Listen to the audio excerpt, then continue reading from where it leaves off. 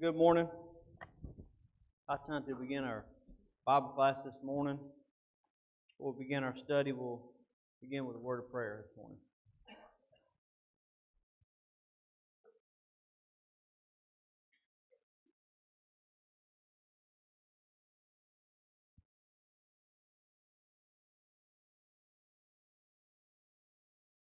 Let's pray. Heavenly Father, so grateful for this day you bless us with, Father, and all the blessings of life you've given us, and grateful for this Bible class hour we have this morning, Father. We can come together before a worship hour and open your word, Father, and study from it. And we're grateful for your holy and inspired word and Bible that we have, Father, and pray that we'll always be good stewards of your word, that we'll study your word and we'll apply it to our lives, Father, and we'll always take advantage of these times we have. We can come together and study together, Father, and pray as we study your word this morning, we'll do it with open minds and open hearts, and pray we'll always study your word in that way, Father, and pray you bless us as we go into the Bible class hour here shortly, Father, and pray for your forgiveness for any sins and miss in our life, and pray for your continued blessings upon us and every member here in this congregation, Father, and everything we do. In your Son's name we pray. Amen. We're going to continue in Matthew chapter 23. So last week we started in Matthew chapter 23 and just kind of gave mostly an introduction and sort of overview of chapter 23 and what we're going to be looking at. So this morning we'll jump into chapter 23. I'm going to go ahead and read verses 1 through 12, and then we'll go back at verse number 1 and kind of go through each one in detail. Starting in Matthew chapter 23 verse 1, it says, Then spake Jesus to the multitude and to his disciples, saying, The scribes and the Pharisees sit in Moses' seat. All therefore whatsoever they bid you observe, that observe and do, but do not ye after their works. For they say and do not. For they bind heavy burdens and grievous to be borne, and lay them on men's shoulders, but they themselves will not move them with one of their fingers. But all their works they do for to be seen of men. They make broad their phylacteries, and enlarge the borders of their garments, and love the uppermost rooms at feasts, and the chief seats in the synagogues, and greetings in the markets, and to be called of men, Rabbi, Rabbi. But be not ye called Rabbi, for one is your master, even Christ, and all ye are brethren. And call no man your father upon the earth, for one is your Father which is in heaven. Neither be ye called masters, for one is your master, even Christ. But he that is greatest among you shall be your servant. Whosoever shall exalt himself shall be abased. He that shall humble himself shall be exalted. So this starts Jesus' warning to the disciples against the scribes and the Pharisees. So after verse 12, Jesus gets into the woes that we'll look at, woes to the scribes and the Pharisees. But he begins, or at least how Matthew's records this, he begins chapter 23 with some warnings against the scribes and the Pharisees that he gives to his disciples. So from this account, at least the account we see here in Matthew chapter 23, Matthew records by far the most comprehensive account of what we can call the woes upon the scribes and the Pharisees. So remember, Jesus is still in the temple. His authority had been questioned by the chief priests and scribes, and then he had these three questions posed to him by the Sadducees and the Pharisees, and he posed a question back to them. So there's been a lot of discussion here back and forth, which most of the Gospels kind of record in some way or another. But after this discourse, what we can see between the Jewish leaders, Matthew records in chapter 23 the most comprehensive account. So Mark records only 3 verses after at this point where Jesus tells the disciples to beware of the scribes and Pharisees, and that's in Mark chapter 12 verses 38 through 40. And then Luke records something sort of similar to Mark. It's only about 3 verses, at least in this part of the story that we're looking at. But Luke does record, if you go back to Luke chapter 11, when he has dinner, he's eating in this Pharisee's house. He gives a lot of the same lessons that we'll see in Matthew 23 in that context there, in the Pharisee's that context there in the Pharisee's house. So, but as far as where we are in the story, I guess the narrative of Jesus' last week and his discussions in the temple, Matthew gives by far the most comprehensive account. So jumping back to verse number 1, it says, "Then spake Jesus to the multitude and to his disciples." So I think we can start to see who Jesus was speaking to for these series of lessons, I guess, or these lessons that he's about to teach. So prior to this, we know he's either responded to questions or he's responded to some criticism to the Jewish leaders or and those groups there that were questioning him. And most likely, I would imagine that there's probably some of them are probably still here. We don't know for sure. It doesn't tell us who all is in the multitude, but I think it's probably not a far stretch to imagine that at least some of the Pharisees and Sadducees and some of the other people that were there questioning Jesus might still be present in the multitude while he's giving these lessons. But Matthew says that Jesus spake to the multitude and to his disciples.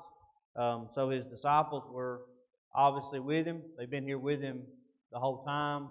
If you go all the way back to the lesson of the fig tree, we see as they come to Jerusalem today, Jesus gave them the lesson of the fig tree on the way to Jerusalem, and then they came in. Jesus was sort of attacked by the chief priests and scribes, and then they've been with him this whole time. So the disciples were there. Now Matthew tells us that Jesus is speaking to the multitude, and to his disciples. So Luke says that Jesus was speaking directly to his disciples. He says, then in the audience of all the people, he said unto his disciples. So Luke sort of words it that Jesus is teaching this to his disciples, but it's in the audience of all the people, so all the people can hear, but that the lesson may be directed mostly to his disciples. And then in Mark's account, Mark chapter 12, so after Jesus asked the question about David's son, concerning himself, it says, David therefore himself called him Lord, and whence is he then his son? So after that, Mark records, says the common people heard him gladly. So the common people, multitude were there. And then the next verse says, and he said unto them in his doctrine, beware of the scribes which love to go in long clothing and love salutations at the marketplaces. And he goes on a little bit there of being aware of the scribes. But so Mark paints the picture that that he's maybe talking to the crowds as well. So I guess I think it's probably an important point for us to see who's he talking to. It's a little bit easier, I think, in some of the previous chapters to see who he was talking to. But I think it's important for us to know who the audience is. It looks like that Jesus was speaking, directly to his disciples, but maybe indirectly to the multitude that was there. So he was He's obviously, it's good for them to hear the woes of the Pharisees and scribes as well. But I think this is important because we think about, you know, the people that are hearing this lesson. How would they take this lesson? I think that the disciples could. It's important for them in one way, and maybe it's important for the multitudes in the other way. So, because we know as Jesus through his preaching, his teaching, he clashed with the Pharisees and the scribes and the leaders there multiple times. We'll see it through the Gospels, and we've looked at several back and forth here in this study.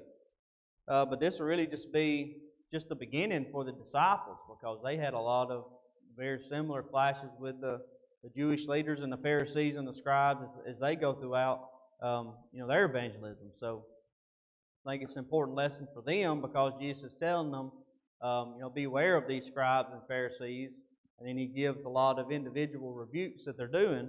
But so, that sort of, I think, maybe lays the groundwork a little bit for what the disciples are going to be faced with as they do their evangelism. As a matter of fact, if you go to Acts chapter 4, Peter and John are arrested and they're brought before the Sanhedrin. And then we'll see Peter here reference Psalm chapter 118, which is the same chapter, the same psalm that Jesus references in his dispute with the Jewish leaders here. And we looked at that last week. But starting in verse number 1 of Acts chapter 4, and they spake unto the people, the priests and the captain of the temple and the Sadducees came upon them, being grieved that they taught the people and preached through Jesus the resurrection from the dead. So this is right after they had healed the lame man. And they laid hands on them, put them in hold until the next day, for it was now eventide. Howbeit many of them which heard the word believed, and the number of the men was about 5,000. So we see the significant growth of the church here.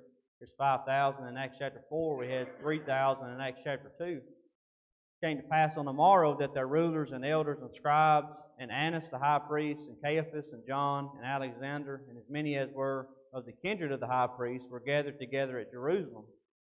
And when they had set them in the midst, they asked, by what power or by what name have you done this? Meaning, so just prior to this, they had healed this lame man, and so this is what they're questioning about.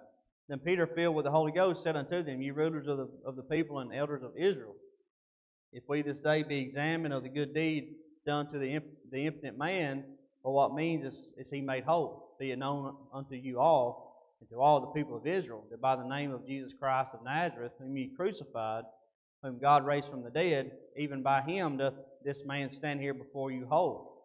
This is the stone which was set at naught of you builders, which has become the head of the corner. Neither is there salvation in any other, for there is none other name under heaven given among men whereby we must be saved. Now when they saw the boldness of Peter and John, and perceived that they were unlearned and ignorant men, they marveled, and they took knowledge of them that they had been with Jesus. So we saw the Jewish leaders question Jesus' authority in Matthew chapter 21. So now Peter and John have done this miracle and healed this lame man in Acts chapter 3. And now the high priest and the rulers are questioning their authority, asking them, by what authority did you do this? How did you heal this man? And they're obviously upset because so many of the people are believing the teaching that Peter and John are teaching. But so now you see them questioning the apostles' authority. They've already questioned Jesus' authority in the past, and now they're questioning the apostles' authority. And the apostles let them know. They tell them that we're doing this by the power of Jesus, by the authority of Jesus is how this man was healed. And then Peter references there in verse 11, Psalm chapter 118, verse 22, the stone which was set at naught of you builders, which has become the head of the corner. So Peter is showing the fulfillment of this prophecy, that Jesus was rejected by the elders, by the leaders, the Jewish leaders there, but now he's become the chief cornerstone in his kingdom. So that's just one account there of how the disciples were faced with the Pharisees and the leaders there in their evangelism. Remember, last week, and we talked about it several times in this study, the stiff-necked and obstinate attitude that the Jewish leaders had. I think we see that same attitude again here. The stiff-necked people, they're stiff-necked and obstinate, stubborn. Verse number 13 says that they took knowledge, so they realized that Peter and John were unlearned. So these weren't, they recognized that Peter and John weren't scribes, or lawyers of the law of Moses, and they weren't highly educated men, but they saw that the doctrine here that they're teaching. It said they took knowledge of them that they had been with Jesus. So they saw all the miracles, all the teachings that Jesus did. They're seeing a miracle here by the apostles. They saw miracles by Jesus. They're seeing the doctrine here of the apostles. And yet they still don't believe, right? You go to Acts chapter, or down a little bit in Acts chapter 4. This is after this discourse between them. But when they had commanded them to go aside out of the council, they conferred among themselves. So the leaders are talking among themselves about what to do, saying, "What shall we do to these men? For that indeed a notable miracle hath been done by them, is manifest to all them that dwell in Jerusalem, and we cannot deny it." If you jump down to verse 22, "For the man was above 40 years old, on whom this miracle healing was showed." So you've got a man that had lived 40 years that was lame. He was healed. This was somebody obviously all the people recognized. They knew this man was lame, and now he's no longer lame. The leaders here even admit that we cannot deny that this miracle happened. So they couldn't deny that a miracle had been performed, but instead of believing at this point, they still refused to believe. That's really, you see their stiff-necked, obstinate attitude. They didn't want to believe. They absolutely refused to believe, regardless of what they saw. There was nothing that could convince them to believe. They actually arrest the apostles again in Acts chapter 5, verse number 25. "Then came one and told them, saying, Behold, the men whom you put in prison are standing in the temple and teaching the people.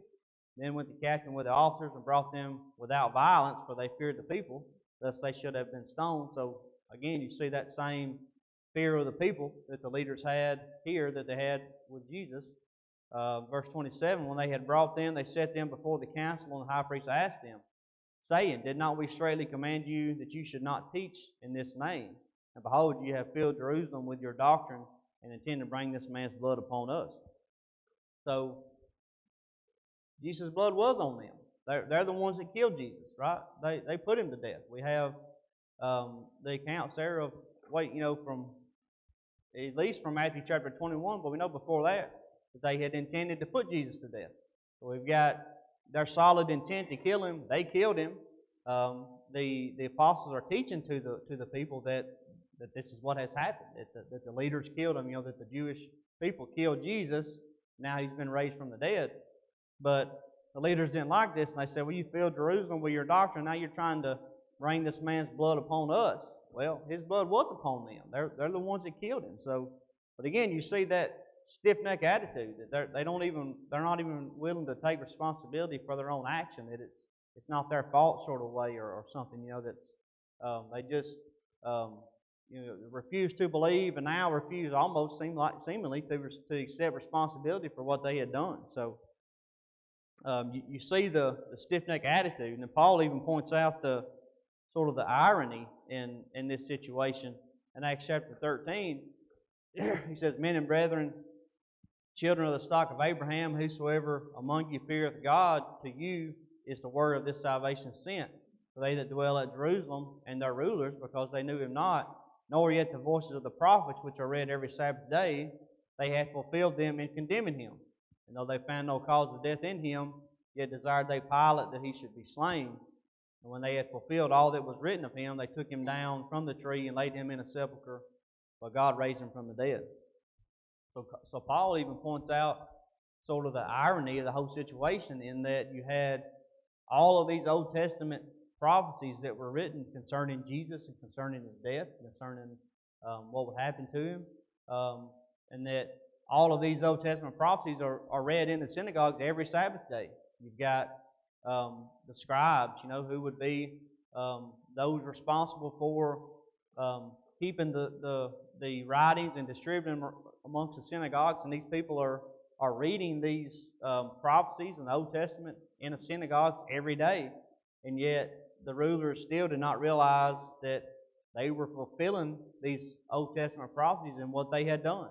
Paul even says in verse 28, when they had fulfilled all that was written of him. So, unbeknownst to them in their own minds, they were actually fulfilling the prophecies that were written by Jesus. But they should have known. These were being read every day. You had the people, the leaders that had had these, that had the writings, that had the law. They're the ones that were in charge of interpreting and executing the law of Moses.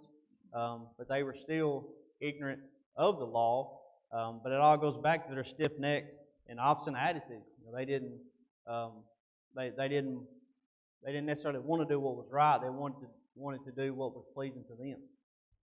But it's all that to say that so Jesus, teaching this to the disciples here is, I think, important in that the disciples, their clashing with the Pharisees is just beginning. So you see, here's a few instances throughout Acts, but they're going to continue to clash with the Pharisees just like Jesus did when he was alive. And then Jesus teaching to the common people in the multitude, I think, is important as well, because they had just witnessed Jesus defend himself against the Sadducees and the Pharisees. And not only did he defend himself, but he defended himself so well that he completely stumped them by answering their questions, and then completely stumped them with his own question, to the point that that nobody even dared ask him a question anymore. That they were, after about 3 questions, and one question from him, they were done. Nobody dared ask him a question anymore after that. So the common people were able to to see that and witness that Jesus had the authority. Right? Jesus had not only authority, but he had the divine authority. He was the one that they tried to stump, but he ended up stumping them. Right? So, but I think it's important for the common people to see that. Now they see who has the authority.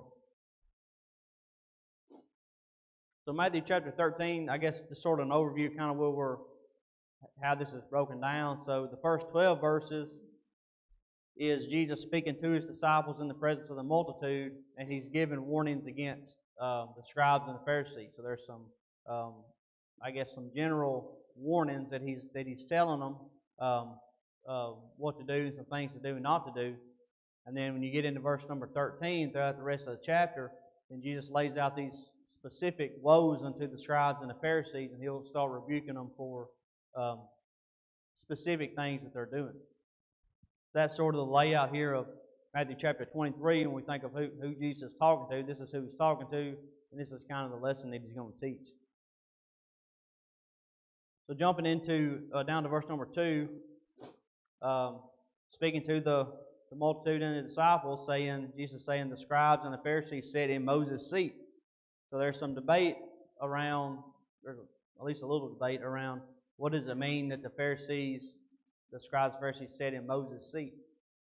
Some scholars, some people would say that in at least some synagogues there was a central seat, at the center or at the front of the synagogue that was the seat of authority, I guess you could say, or maybe whoever was teaching, whoever had the authority sat in that seat. But it was actually called Moses' seat, according to some scholars, and it was usually very ornate, very, very well built and decorated. It wasn't just a simple chair. It was, it was obvious that there was some kind of honor or, authority placed on that seat, and it was called Moses' seat. So there's some people that would debate whether or not Jesus is talking about that seat or not. I think it's sort of irrelevant whether Jesus was talking about the actual seat or not, because the lesson that he's talking about, or lesson that he's given when he says they sat in Moses' seat, is that the scribes and the Pharisees were what we could call the executors or the interpreters of the law. You know, they were the ones that the scribes, for example, are the ones that translated the scrolls and distributed the scrolls to the synagogues and all that. So they were the ones that could be considered the executors or the interpreters of the law of Moses. So I think whether or not it's an actual physical seat or not is sort of beside the point. I don't think it changes the lesson that Jesus is teaching. What he's teaching is that these are the people that should be teaching the law, for example. If you go all the way back to Ezra, Ezra chapter 7 and verse number 6, it says, "This Ezra went up from Babylon, and he was a ready scribe in the law of Moses, which the Lord God of Israel had given. And the Lord granted him all his requests according to the hand of the Lord his God upon him." And then verse 25, "And thou, Ezra, after the wisdom of thy God that is in thine hand, set magistrates and judges, which may judge all the people that are beyond the river, all such as know the laws of thy God, and teach ye them that know them not." So during this time, Ezra would have been an executor, we could call, of an executor of Moses' law. So he was a scribe himself. He has the law. He takes this law. Verse 25, even to those that don't know, it says, "Teach ye them that know them not." So Ezra was to set up these magistrates and these judges, but he was the executor of the law per se, and that he had the law, and that he was taking the law back, right? So he was, if there's some there that didn't know the law, then he is to teach them the law. And there was obviously some there that didn't know the law, and he was to maybe either to explain the certain observances or whatever. But you can see that Ezra would have been, quote unquote, in Moses' seat, and that he was the executor of the law of Moses at that time. So when Ezra goes back with the law, and it says, "Teach ye them that know them not," when he taught them the law of Moses, and if you sow the seed of the law of Moses, then you get Jews, right? And that's basically what he was doing. If we sow the seed of the gospel today, then we get Christians. But the point being that there was somebody that was, that was over, being, teaching the law or being the executor of the law. And I think that's really what Jesus is talking about when he says that they sat in Moses' seat.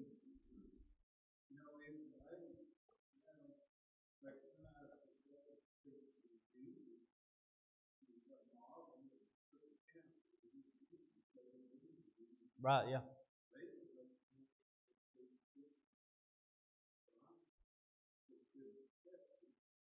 Yeah, that's what's ironic to me, is that they recognize that he had.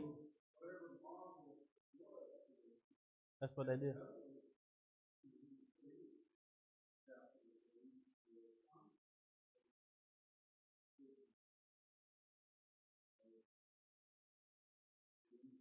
Right, yeah.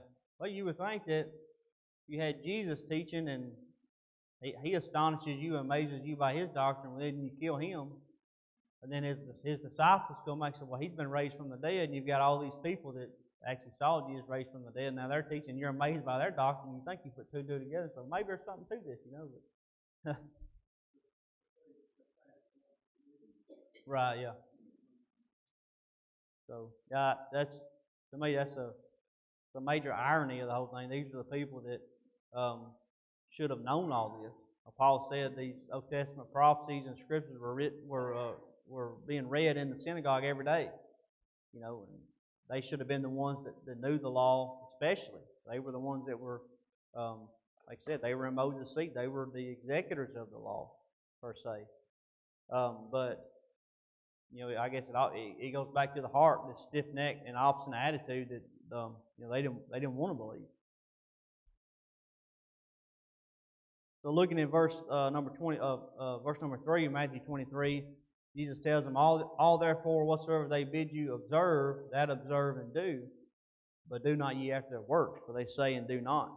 So Jesus is basically telling them, those in attendance, to do as the scribes and Pharisees say, but not as they do. So the first question in my mind when I see that is, how does this make any sense? Why is he telling them to do as they say, but not as they do? It seems kind of, I guess maybe your parents might tell you that sometimes, or somebody tells you to do as I say, not as I do. But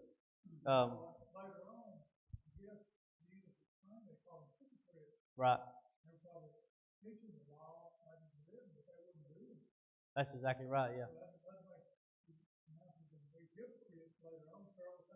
Yeah, that's right. He's really just laying it out at first, and then he gets into all the details later of how hypocritical they were. But yeah, that's the point, is that they were hypocritical in their actions. They taught the people the law, but they didn't necessarily follow the law themselves. But it's interesting that at least some scholars will suggest that the phrase "do not ye" denotes that an action that has already begun is to stop and remain stopped. So that would suggest that Jesus is telling them to, cease and desist. Stop doing what the Pharisees, the scribes and Pharisees are doing, but follow what they're telling you to do. So meaning that, that if they're teaching you the law, then they were to follow the law, right? So, but not to follow after the works that they are doing because of the hypocritical actions there of the scribes and the Pharisees. But that's the basic point there. They're not to mimic the hypocrisy of the teachers, but also the scribes and the Pharisees would have been the teachers of the law. The scribes were the lawyers, in charge of distributing the synagogue, the scrolls to the synagogues and translating them. Josephus says that the Pharisees were esteemed most skillful in the exact explication of Mosaic law. So they would have been considered teachers as well. So I guess you could look at it that the scribes and Pharisees could have been, the preachers and teachers of the day in terms of the Mosaic law. So as the teachers taught the Mosaic law, the people were to follow that. But it was a duty to obey the law, but not to obey the hypocritical or follow in the footsteps, I guess, or mimic the hypocritical actions of the scribes and the Pharisees. They were subject to the same law, right? And they had no authority to change it. But that's sort of where you get the hypocritical aspect of it, is that they would bind these things. We'll get into this a little bit more in the next verse. But there were things that were bound upon the people, especially that the Pharisees themselves would not observe.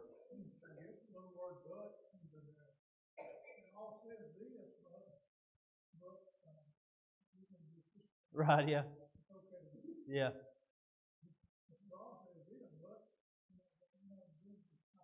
Right, yeah. It's easy to tell somebody else to do something a certain way and then not do it yourself, right? But Jesus tells them in verse number 4, "For they bind heavy burdens and grievous to be borne and lay them on men's shoulders, but they themselves will not move them with one of their fingers." So the word burden here means of burdensome rites. You think of rituals or religious rites or something.